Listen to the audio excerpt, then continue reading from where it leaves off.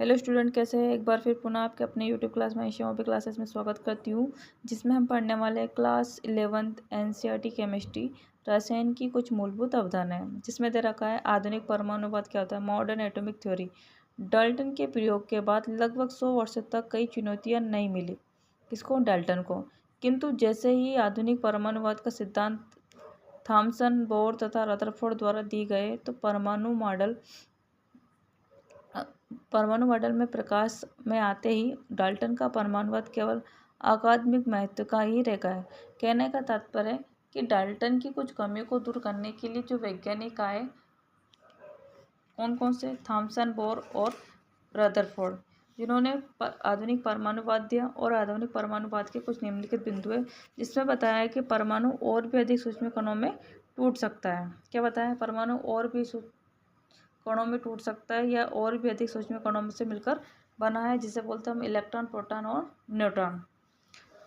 लेकिन फिर भी आज भी रासायनिक सहयोग में परमाणु ही सबसे छोटी इकाई बताई गई है। नेक्स्ट क्या बोला आधुनिक परमाणुवाद में, कि किसी तत्व के समान परमाणु, क्या बोला, किसी तत्व के समान परमाणु एक समान हो या आवश्यक नहीं, लेकिन इनके समस्थानिकों की खोज के उपरांत परमाणु के द्रव्यमान में जो अंतर ही आ जाएगा, उसे भले ही आकृति एवं आकार समान हो। उसके बाद बताया थोड़ा समभारी की खोज के उपरांत अब यहाँ भी आवश्यक नहीं है कि दो अलग अलग तत्व के परमाणु अलग अलग ही होंगे द्रव्यमान में, तो वे एक जैसे ही हो सकते हैं। उसके बाद बताया गया है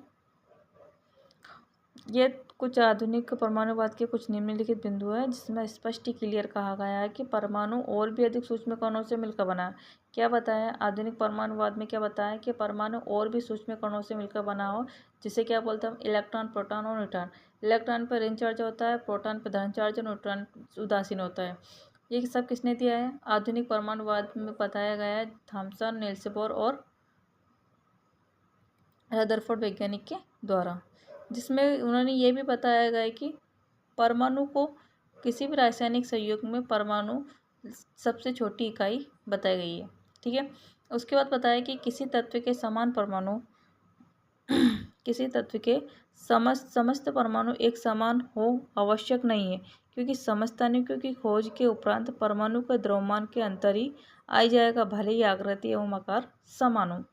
फिर लास्ट पॉइंट बताया गया है कि दो अलग अलग तत्वों के परमाणु एक ही द्रव्यमान के हो, ये जरूरी नहीं हो सकता है, लेकिन उनके आकार और आयतन दोनों एक जैसे हो सकते हैं। क्लियर है स्टूडेंट आज का अपने टॉपिक में, जिसमें हमने आधुनिक परमाणुवाद के मुख्य बिंदुओं के बारे में डिस्कस किया गया है और आधुनिक परमाणुवाद क्या होता है इसके बारे में हमने बताया गया। क्लास को लाइक कीजिए, सब्सक्राइब कीजिए, आपका अपना यूट्यूब चैनल